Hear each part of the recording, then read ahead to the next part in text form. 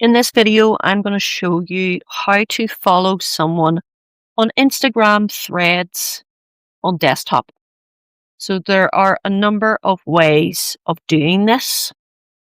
Say, for example, you are scrolling through your feed and you come across a profile that you're wanting to follow.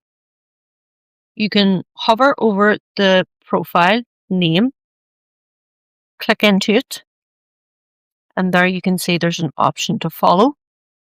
So that's one way of doing it. If we go back and look for the magnifying glass, we can click on this. Now, as you can see, there are follow suggestions and a follow button beside each of these profiles.